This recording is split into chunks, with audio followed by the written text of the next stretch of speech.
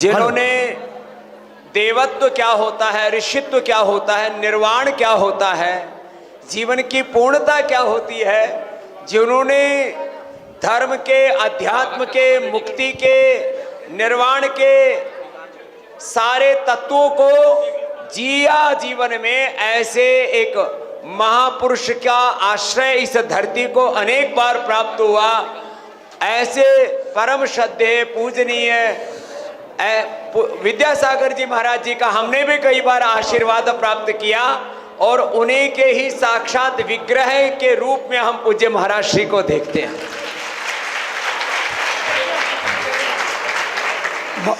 मैं कई बार पूज्य महाराज श्री से मिला, बड़े महाराज जी से। उनमें जो दृष्टि थी, जो दूरदर्शिता थी, उनके जीवन में जो प्रामाणिकता थी, जो तप था, जो त्याग था, वही तप, वही त्याग, वही दूरदृष्टि और वही एक गुणातीत भावातीत दृष्टि हम यद्यपि हमारी संन्यास परंपरा में हम लोगों को ये भगवा वस्त्र दे दिया जाता है, श्वेत वस्त्र भी जैसे पूज्य आचार्य श्री ने धारण किए हुए ऐसे धारण करते हैं, लेकिन हमारे शास्त्रों में भी साधु का जो भेष है वो दिगंबर ही कहा है। मैं आपको एक सनातन धर्म के एक शास्त्र का संदर्भ कहता हूं। धैर्यम यस्य पिता क्षमा च जननी। साधु कैसा होता है? धैर्यम यस्य पिता क्षमा च जननी, शांति शिरम गेहिनी, सत्यम मित्रमिदं दया च भगिनी, भ्राता मनः संयमः शय्या भूमितलं दिशोऽपि वसनं। दिगंबर। शय्या भूमितलं दिशोऽपि वसनं, ज्ञानामृतं भोजनं येते यस्य कुटुम्बिनो वद सखे, कस्मात् भयं योगिनः। तो हमारे सनातन में भी साधु को दिगंबर और अवधूत कहा है, उसके मूर्त रूप हमारे पूज्य महाराज श्री। वैसे हम बताएं, एक और दूसरा संप्रदाय भी, हम किसी की कटाक्ष नहीं कर रहे, वहां पर भी कुछ ऐसे संयम की, तप त्याग की बड़ी बातें हैं, लेकिन वहां फिर भी भेद दृष्टि रखते हैं कई बार। ये स्त्री है, ये पुरुष है। हमारे जैन परंपरा में जो जिसने इस स्वरूप को धारण कर लिया, उसमें सारी भेद बुद्धि खत्म हो जाती है और वो देहातीत, गुणातीत, भावातीत होकर के जीते हैं। ऐसी दिगंबर परंपरा को मैं हृदय से प्रथम तो प्रणाम करता हूं और पूज्य गुरुदेव के ही साक्षात मूर्तिमंत विग्रहवान रूप को पूज्य महाराज श्री में अनुभव करता हूं। उनका दर्शन करके हम अभिभूत हैं और हम आज दो उद्देश्यों के लिए आए थे। एक तो पूज्य महाराज श्री के महाप्रयाण के बाद हम मिल नहीं पाए थे और उन महापुरुषों के ही प्रतिनिधि के रूप में, उनके जीवंत विग्रहवान रूप के रूप में पूज्य महाराज श्री को हम प्रत्यक्ष मिलना चाहते थे। पहले तो जब पूज्य गुरुदेव के पास गए थे तब दर्शन हुआ, लेकिन इस रूप में आज इनका दर्शन करके हम अभिभूत हैं। और दूसरा, भारतीय शिक्षा बोर्ड के माध्यम से शिक्षा की गुलामी से देश को बाहर निकालने के लिए जो एक बहुत बड़ा अनुष्ठान चल रहा है, उसमें पूज्य महाराज श्री का आशीर्वाद पाने के लिए आए थे। एक बार पुनः पूज्य महाराज श्री को मैं हृदय से प्रणाम करता हुआ और महाराज जी का आशीर्वाद की अपेक्षा के साथ फिर हम आगे प्रस्थान करें। बाबा जी, बस हम आपका और 5 मिनट का समय लेंगे। ओम नमः सिद्धेभ्यः, ओम नमः सिद्धेभ्यः, ओम नमः सिद्धेभ्यः। अहिंसा परमो धर्म की, भगवान महावीर स्वामी की, संत श्रोमणी आचार्य भगवान गुरुदेव श्री विद्यासागर जी महाराज की, पूज्य आचार्य श्री समय सागर जी महाराज की,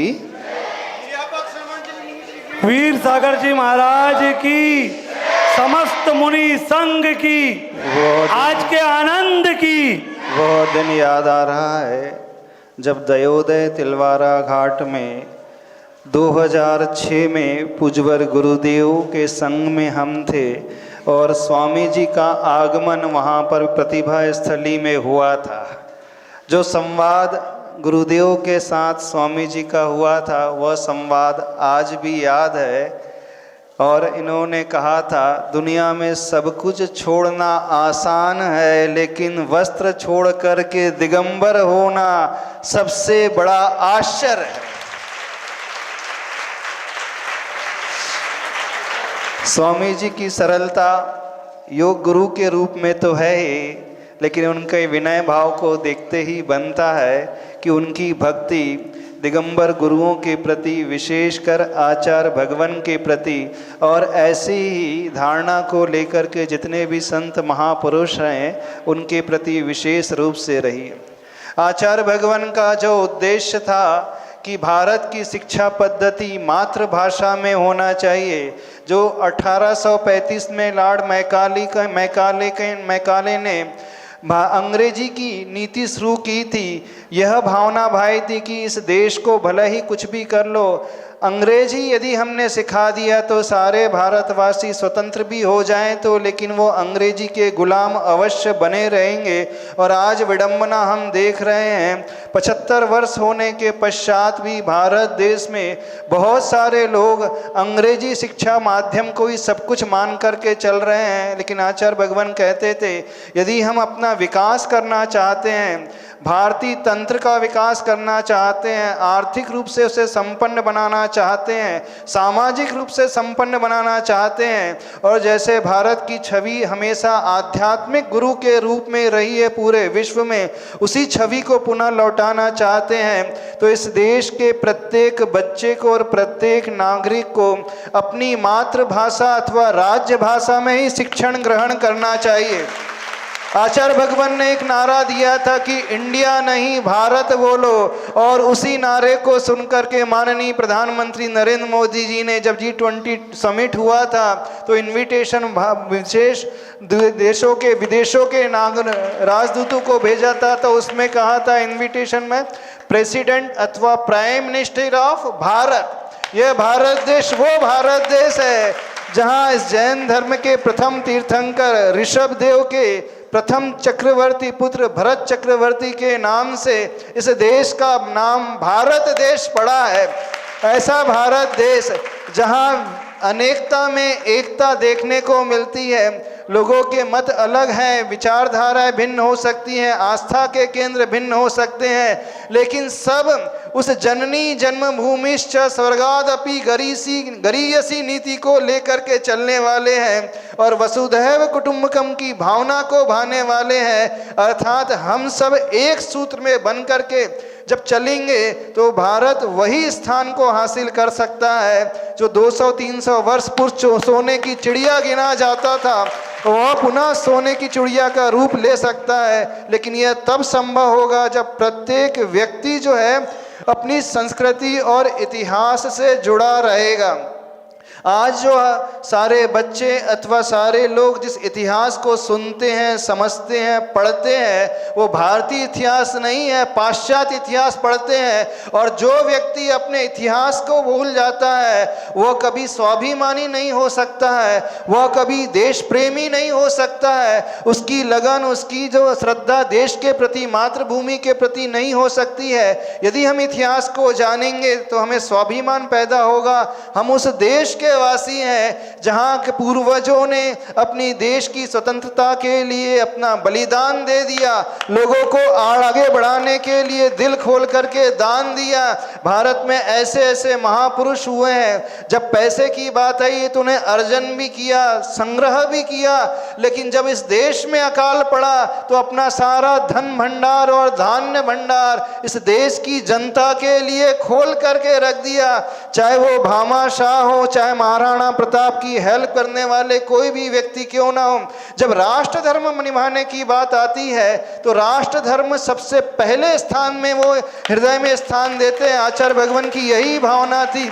और उसी भावना को पूर्ण करने के लिए योग गुरु श्री रामदेव बाबा जी आगे लगे हैं कि भारतीय शिक्षा बोर्ड का उन्होंने गठन किया है। भारतीय सरकार की मान्यता से, बल्कि भारतीय सरकार की जो नीति थी और उनकी भावना थी, उसी को अग्रसर करने के लिए उन्होंने एक शिक्षा बोर्ड का गठन किया है। कुछ पुस्तकों को हमने भी देखा है, बड़ी अच्छी पुस्तकें हैं, प्रैक्टिकल तरीके से लिखी गई हैं। और जब उस इतिहास को पढ़ते हैं तो हमें गौरवान्वित महसूस होना पड़ता है कि यहाँ पर जो इतिहास बताया जा रहा है वैसा इतिहास बताया जा रहा है जहाँ भारतीय लोगों ने अपने देश के लिए कुर्बानी दी, सब कुछ किया। उसे पढ़ करके हमें लगता है कि हमने जो स्वतंत्रता पाई है, जो आज़ादी पाई है, जो अनुकूलता पाई है, उनके बलबूते पर पाई है।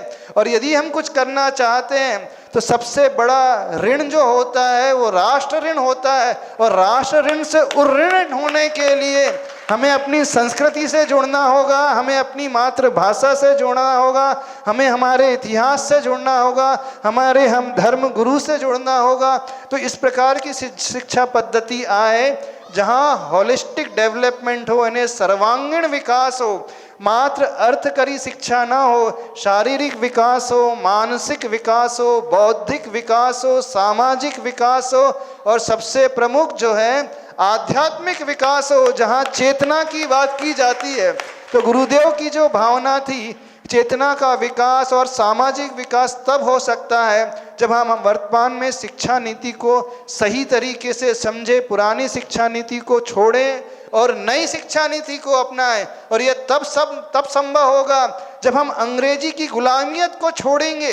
भाषा का कोई विरोध आचार्य भगवान नहीं करते थे, भाषा तो जानना चाहिए, कला को जानना चाहिए, लेकिन हमें स्वाभिमान होना चाहिए अपनी भाषा पे। इस दुनिया में जितने भी विकसित राष्ट्र हैं जिनकी इकोनॉमी बहुत आगे की है, टॉप 20 इकोनॉमीज को उठा करके हम देखें तो वो चाहे वो जापान हो, चाहे वो चीन हो, चाहे वो रशिया हो, चाहे वो एशियन कंट्रीज हो, यूरोपियन कंट्रीज हो, हर देश में जो शिक्षा दी जाती है उन्हीं की मातृभाषा में दी जाती है। चाहे इंजीनियरिंग की पढ़ाई हो, मेडिकल की पढ़ाई हो, अथवा लॉ की पढ़ाई हो, कोई भी विशेष पढ़ाई हो, वहाँ पर अपनी मातृभाषा में शिक्षा दी जाती है। और जब व्यक्ति अपनी मातृभाषा में पढ़ता है तो वहाँ चिंतन की धारा उसकी अलग प्रकार से फूटती है। आज इस देश में रहने वाली बहुतायत जो जनता है गांवों में रहती है, वहाँ हिंदी बोली जाती है, गुजराती बोली जाती है, तमिल, तेलुगु, मलयालम आदि बोली जाती है। वे बच्चे जो क्षमतावान है, कैलिबर को लिए हुए हैं, सिर्फ अंग्रेजी माध्यम के कारण वे आगे नहीं बढ़ पा रहे हैं। आज उनमें कैलिबर बहुत छिपा हुआ है। जितने भी जो अपनी राष्ट्रीय भाषा में अथवा राज्य भाषा में शिक्षण अर्जन करके आगे बढ़े हैं, उन्होंने हमेशा आउट परफॉर्म किया हो, चाहे वो IITians हो, चाहे सिविल सर्विस में हो, चाहे वकालत करने वाले हो, चाहे मेडिकल साइंस में पढ़ने वाले हो।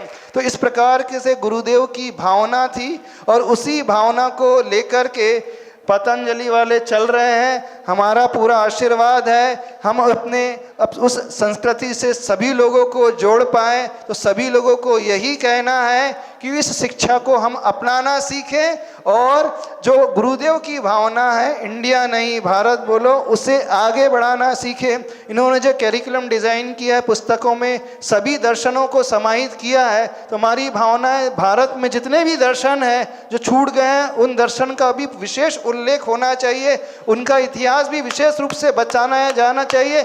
चाहे वो वैष्णव दर्शन हो, चाहे जैन दर्शन हो, चाहे बौद्ध दर्शन हो, हर दर्शन का इतिहास हमें बहुत निष्पक्ष भाव से रखना चाहिए। जब हम निष्पक्ष भाव से आगे रखेंगे तो सारी देशवासी अपने आप जुड़ते चले जाएंगे, और जहाँ जुड़ते चले जाएंगे तो एक बहुत बड़े नदी का प्रवाह हो जाएगा। आचार्य भगवान ने एक बहुत सुंदर दोहा लिखा है, बूंद बूंद के मिलन से जल में गति आ जाए, सरिता बन सागर मिले, सागर बूंद समाए। जब एक एक बूंद मिलती है विचारधाराओं से तो बूंद मिल करके वह उस जल में गति आ जाती है और वो सरिता ने नदी का रूप ले लेती है। और नदी जब सागर में जाकर के मिलती है तो वो सागर में ही बूंद अथवा बूंद में ही सागर समाहित हो जाता है। यदि हम इस देश को आगे बढ़ाना चाहते हैं, बहुत ऊंचा ले जाना चाहते हैं, तो तभी संभव होगा जब हम अपनी संस्कृति को याद करें और एक एक बूंद मिल करके, एक एक व्यक्ति मिल करके राष्ट्र धर्म की भावना से भरे। अभी इतना ही कहना पर्याप्त समझते हैं, शायद समय अधिक हो रहा है।